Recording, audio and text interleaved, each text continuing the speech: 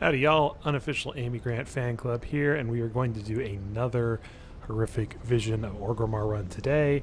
This one, however, will be a 5-mask run, and I will be doing it as a Death Knight. I will be swapping between Blood and Unholy exactly once. I will do most of the run as Blood, but I will do Thrall, the last boss, as Unholy, just because that makes that part go a little bit quicker. Could certainly do the whole run as Blood, but I find Thrall goes a little bit quicker if I do it as Unholy. So here are my talents that I'll be running as Blood for most of the run. I'm going to start with Blood Drinker up here on this first row. You could definitely go Heartbreaker. You would get more RP generation during most of the run, but I prefer Blood Drinker here for bigger single target damage on the mini bosses and the bosses. In this next tier, I'm going to go Hemostasis just because that's what I'm used to. I'm sure Consumption and Rapid Decomposition could have some usefulness in the Vision, but I haven't really played around with those too much. I haven't really used Consumption since Legion, so I'm not going to take either of those. I think Ossuary is still going to be your best choice on the 58 tier. Ossuary will reduce the runic power cost of Death Strikes, and that will get you more Death Strikes, which is just, I think, a lot better than either Foul Bulwark or Tombstone. On the 60 tier, I'm going to run Will of the Necropolis. Anti-Magic Barrier would certainly also be an option here, but I think Will of the Necropolis is a little bit stronger if I get into a situation where my health is really low, and that might preserve my cheat death. On the 75 tier, I'm going to run Grip of the Dead to help group up mobs for big Twilight Devastations, which is sort of the gimmick of my Blood set for this run. 90 tier, I think Bloodworms is generally considered the only viable choice. I haven't really used Voracious or Mark of Blood at all this expansion. I won't be doing so here. Here on the last tier, I don't think anybody takes Purgatory for anything anymore. Red Thirst is a very, very good talent, but I think that Bone Storm is pretty much the best choice for this content. Bone Storm does a decent amount of damage and will also basically make you invulnerable for 10 seconds if you use it in a large enough group. So those are my talent builds. I'm going to use the Crucible of Flame as my major, once again mostly for just a little bit more single target damage. My minors will be Strength of the Warden, which is good, but I'm primarily using it here for that 3% health for bigger Twilight Devastations, and then also for a little bit extra corruption resistance. I'm also going to run Nullification Dynamo, which gives you a little bit more passive damage and a little bit more survivability, but really it's more for the damage. I'm going to be using it in here. And then finally I'll use Aegis of the Deep, which is good in these big pulls for getting a little bit more versatility, which means more damage and a little bit more tankiness. In terms of my gear, I'm running a 476 eye level, which is not my highest eye level set, but the corruptions here are basically the strongest corruptions I can personally run for this vision. So I'm going to be running 4 total ranks of Twilight Devastation, 1 rank of Versatile 3, and 1 rank of Gushing Wound. The Versatile 3 and Gushing Wound, those are things I use mostly for PvP, but I have some extra corruption, and they're already on some pieces that I would otherwise like to use. Got a decent amount of haste in this set. Versatility is pretty low, but I don't think that's as big of a deal in this kind of content. I am using a Geti Yiku as my weapon. It's a 465. This is hands down the best weapon for Blood and Unholy in the game. If you can get one, you should. The only thing better than a 465 Geti Yiku would be a 470 or 475. In terms of my Azurite traits, I've got a decent mix on these pieces of the Blood ones, and where possible, you try to pick better neutral traits, and I've done that. Overwhelming Power is really good, but that's about all I have to say about that.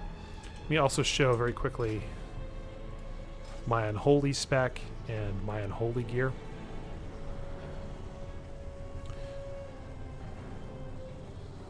Okay. So for my talents on Unholy, I'm running, I think, a pretty standard PvE style build. This will once again only be used for Thrall. I'm running All Will Serve here on the first tier, which gives me the Archer Skeleton. I could run Bursting Swords, but I'm just going to stick with Ebon Fever, which increases the damage of Virulent Plague. Asphyxiate here won't really do anything except for maybe be used to stun one of Thrall's pigs, so That's the best choice here, but these really don't matter much. Soul Reaper here is, I think, most people consider to be the best talent, all-around talent on this tier. Death Pact here will give me a little bit of extra survivability. If Thrall gets a lucky hit on me, that puts me in danger of dying, which I don't expect to be the case, but you never know.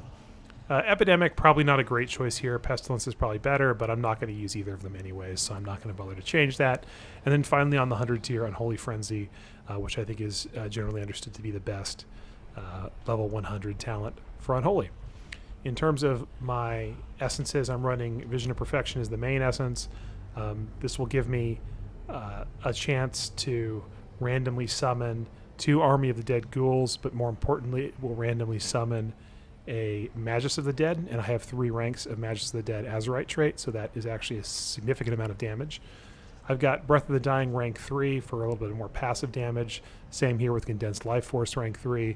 And then finally, Memory of Lucid Dreams to try to give me some bonus runes.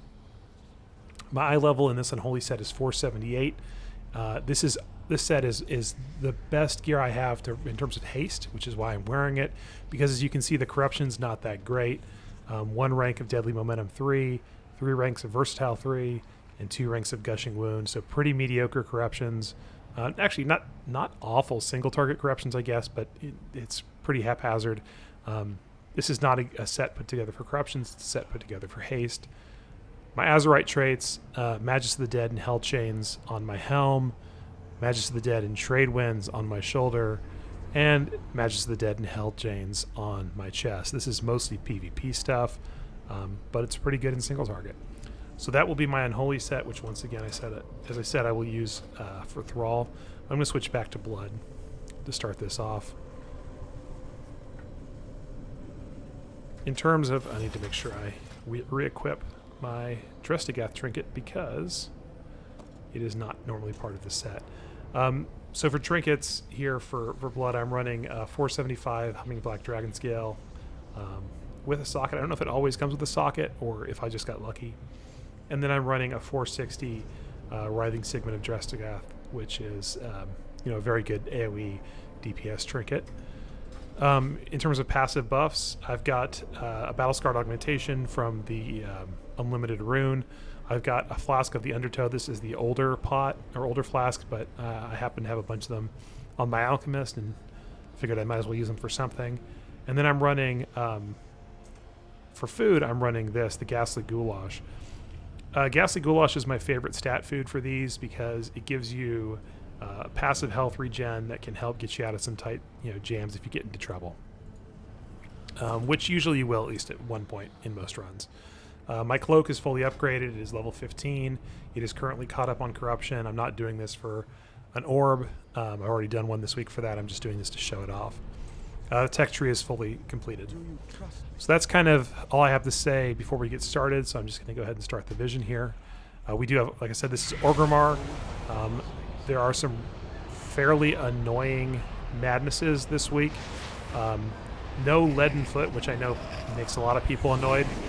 Leaden Foot doesn't bother me so much as a Death Knight, but instead we've got Split Personality and the Fear on the Ground one, which I find really annoying. So right off the bat, I'm going to pull most of this starting area, and the intent here is to try to, hopefully, if I'm lucky, get a proc of Twilight Devastation. So far, no luck with that. Which is annoying because it would wipe out this whole pack. There we go. So that's the gimmick with this. I'm fishing for Twilight Devastations.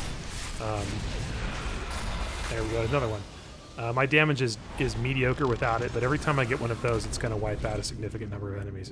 We do have the Blacksmith, so I will kill him. This guy gives you a buff. I don't remember exactly what it does. I always check, and if he's here, I kill him. I don't even think the buff is that necessary. But it's pretty good. I'm getting a decent amount of Twilight Dev procs right now. The next thing I'm going to do is I'm going to go check the potion hut to find out which potion is the poison potion. And I will put that information into this add-on right here, and that will allow me to track what each potion does for the rest of the run. So this is if you don't know, this is the poison hut. And the poison one right here, this is the bad one, is black. I think it's kind of racially charged, but whatever. That means green is the sanity pot. That's the most important. This blue one right here will give me a healing buff. So I'll go ahead and grab that. And we'll continue. The route I take here, I think, is pretty normal, pretty standard. But I go around the back here and I pull these last 2 packs, and then I'll be into the first corrupted area.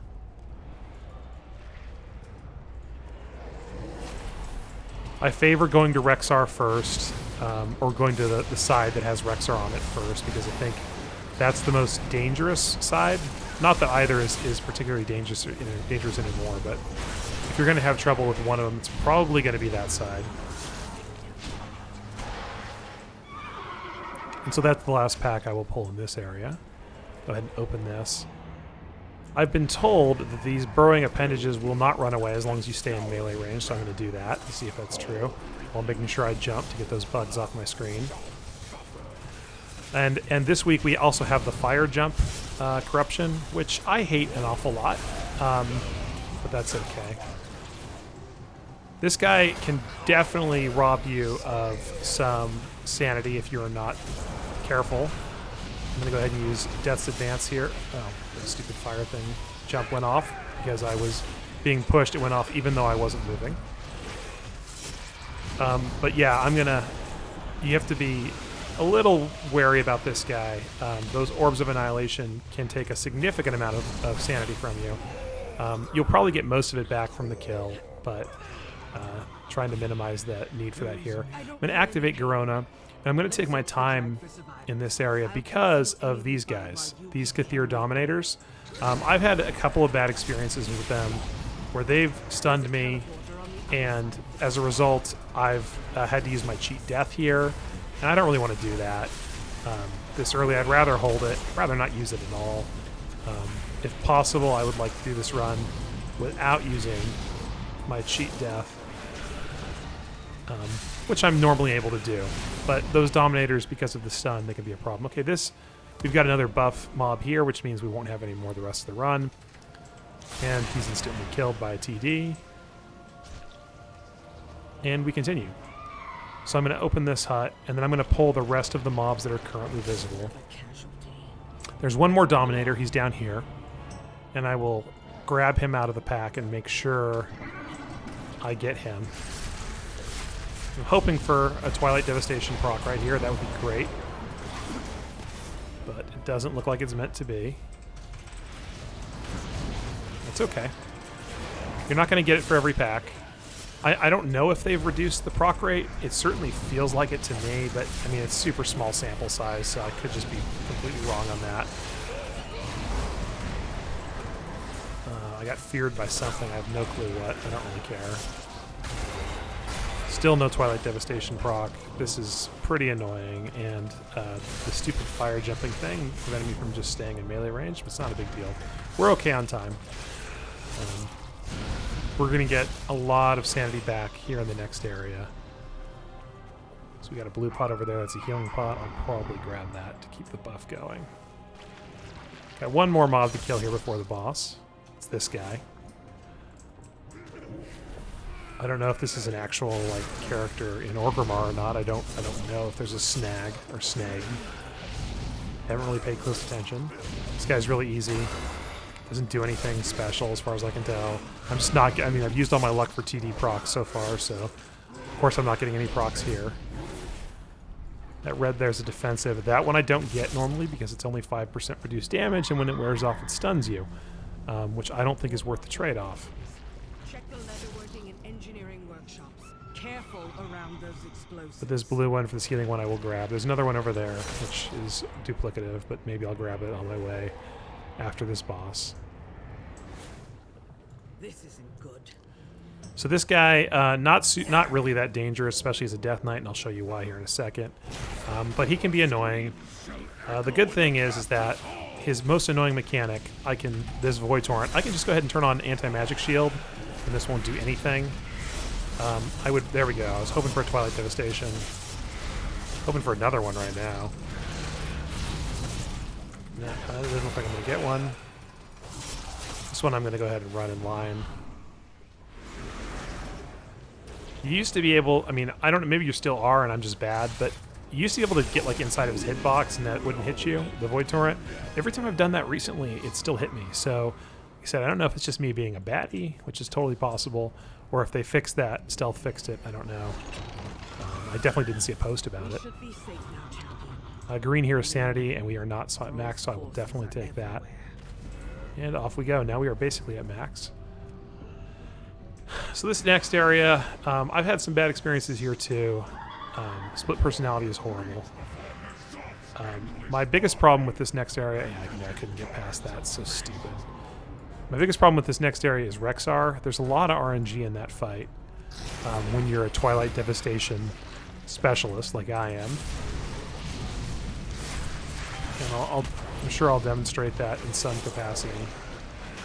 I just got lucky there that there wasn't that split personality worked out with the direction I was already heading. It could have been bad. Apparently I spent 1/2 a second in there too long and took a sanity tick. That's annoying. I'm going to go ahead and bring this pack over here with these ones.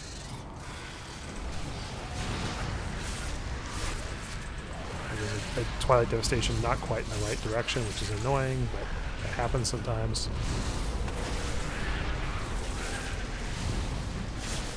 It's okay. We're gonna, like I said, there's a lot of sanity restoring enemies in this area in particular.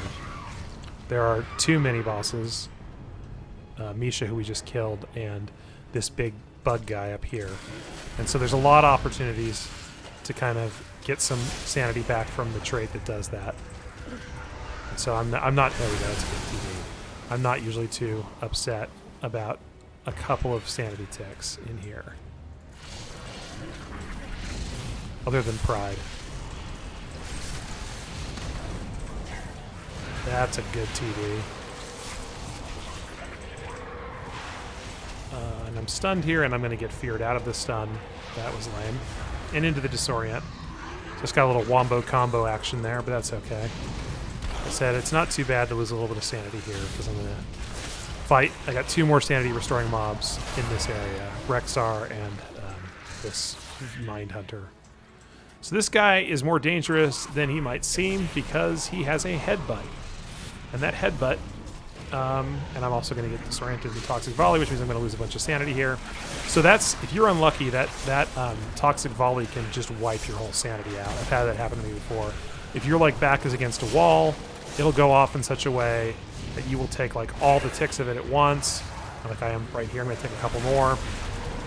And just have your sanity wiped out. That headbutt can also send you off into the nether regions, and then you get stuck out there, and then you take a ton of damage, and your run can come to a quick end. So that guy is, to me, scarier than Rexar. But still not too scary. Those headbutts are just the worst. Also the stun, the poison stun in here. This area is just, it's not fun. I have no idea how the, I have no idea how the headbutt, how it works. It doesn't seem to be on a pure timer. It seems to be there's some amount of RNG in when it's used. Obviously I'm not getting as many procs here, which is causing this to be fairly slow. I still think I'm good to do Rexar without an orb. And, I mean, worst case scenario is I end up using my cheat death. But I think, should I play it safe and use an orb? I think I'm just going to see what happens with that one. So, with Rexar, as I said, there's a decent amount of RNG, because if I get a couple of TD procs, all of these pigs are going to come active at the same time. And I'm not going to have any choice but to sort of blitz them down. Blitz him down and ignore them. That isn't happening so far, but it could certainly start happening at any moment. This isn't good. Yep, that was bad. I am just losing a ton of sanity here. I will probably end up using my cheat death. I don't know what caused the 120 sanity loss. That seemed excessive. I'm just losing 30 sanity constantly because the pigs are killing me. Okay. So that was awful, but we're going to be okay. That was not a model Rexar kill. We're at half sanity, and we used our cheat death, but we are going to continue the run, and like I said, we will be okay.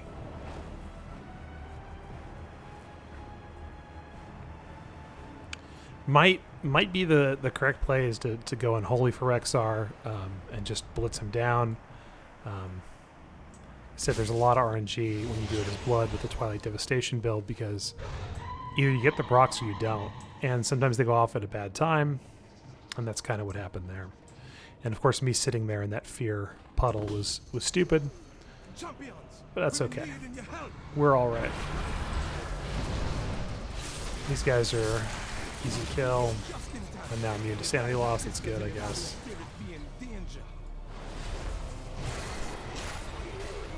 This guy, I mean, I've evaporated this guy in like 2 seconds with the TD proc before, but once again, if you go with TD, there's a lot of there it is. There's a lot of RNG involved. Sometimes that fight takes a couple of minutes. Other times we see what just happened right there. So I'm going to go into the Lost Zone, the second Lost Zone, before I do the rest of the Corrupted Zone. And I'm going to do a big pull right off the bat and hope for a big Twilight Devastation. The fourth son of Durotan must die. The blood of the Maghar is on his hands. I'm just going to grab all these guys. I'm going to grab this Dominator over here, grab him out of the pack. And we're just hoping, we're fishing for a big Twilight Devastation proc here. Maybe we'll get one. And we did. We got a good one, decent one. And I'm going to go ahead and pop Bone Storm as soon as I'm out of this, since I had disoriented underneath that tentacle. The tentacle popping up does a lot of damage. Really would like another TD proc right here. May get one, may not.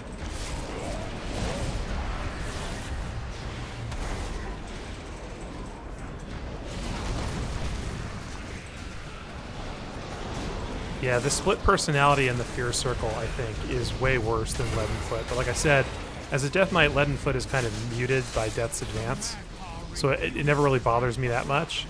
I recognize for most melee classes, it can be pretty nasty. So ordinarily, I would go over to the Spitting guy first, but I would like to get a little bit more sanity back. So I'm going to go ahead and kill the Void Crazed Hulk first. And once again, I'm really hoping for a TD proc here, which would quickly kill him. There's one. So I still need one more.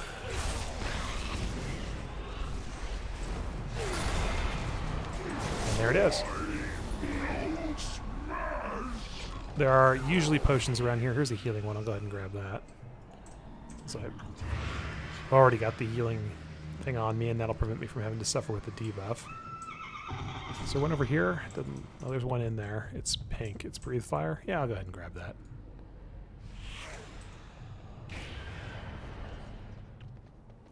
So we have one more mini-boss in this area.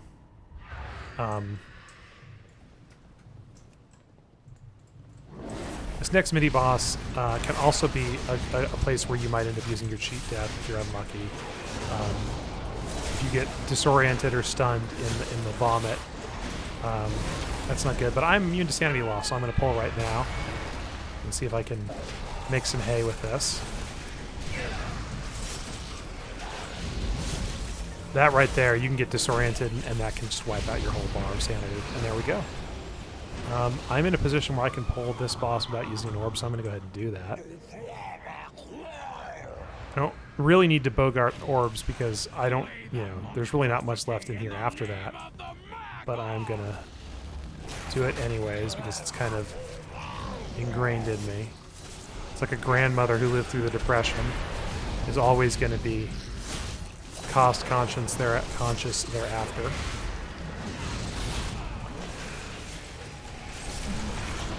I actually stepped into the defiled ground. Really could use a TD proc here. There we go. There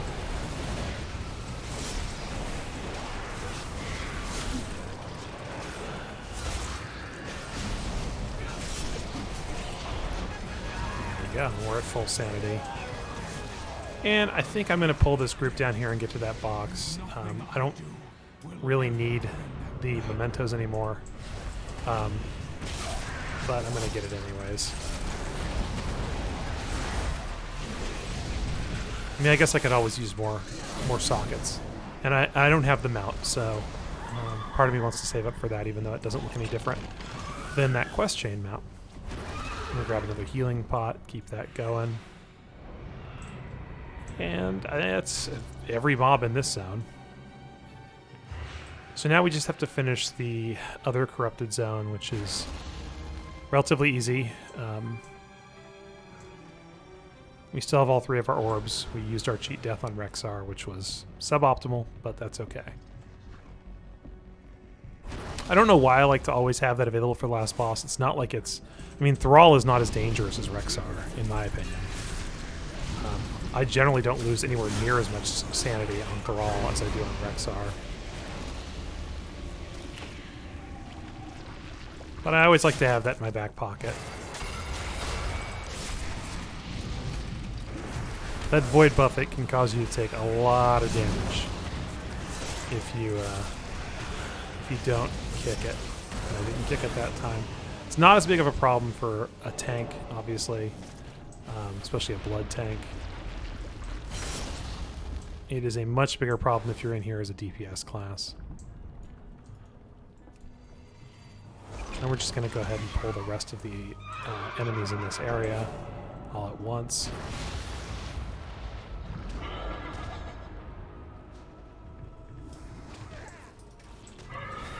I really hate that stupid jumping thing.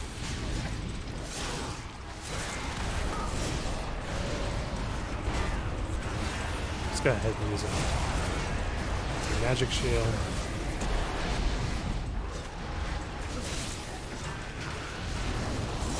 Just really not getting those Twilight Devastation procs today. It's okay. There's one. And that should do most of our work for us. One guy survived.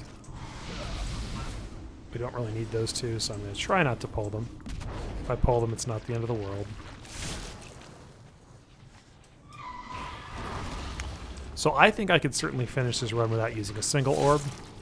But because my cheat death is down, I'm not going to take any chances. I'm going to use an orb before this boss, and I'll use another orb before Thrall. So I'll finish with the one in my pocket. I have done this without using any orbs before. There's no achievement or anything. I've done it without using any orbs and without using my cheat death. There's no achievement. Let's go ahead and pull this guy. 2 Twilight Devastations here would kill him. See if we can get him.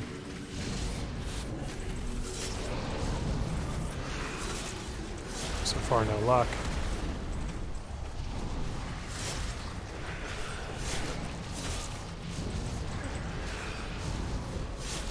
I have to kill him myself. It's not the end of the world. God, that jumping shit is so annoying. That's the breathe fire potion wearing off. That's why I just ran around like that. And then the stupid jump pot, stupid jump corruption madness did that to me. That was also annoying. But even with a less than stellar kill there, we're fine. I ended up pulling these 2 guys. Whatever, it doesn't matter.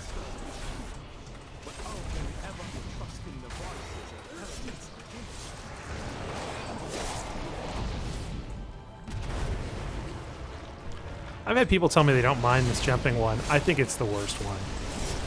I think it's just maddening. And I hope they never put anything like this in the game again. Okay, so the only thing we have left to do now is kill Thrall.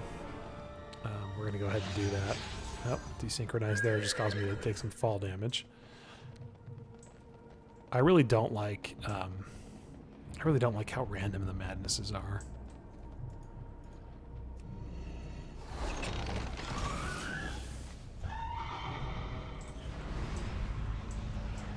So we're going to go ahead and swap to Unholy. just for a little bit of a quicker kill on Thrall. We'll have all of our coolies, so that'll help. And we'll go ahead and drop an orb here. We're pretty close to full, but why not? Army of the Dead. And we'll pull the Void Wars.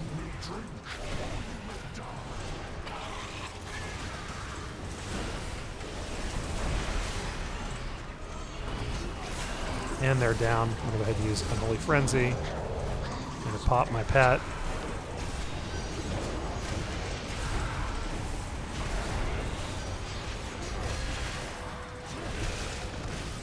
Got a bunch of Maguses. They're going to do just a ton of passive damage.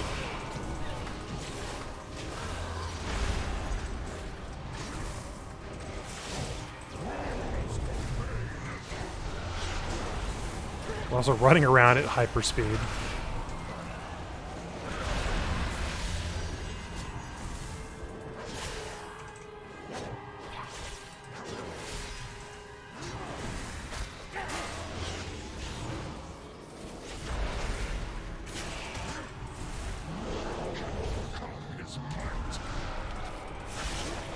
I stood in the defiled ground a little bit there. Oh well. Doesn't really matter.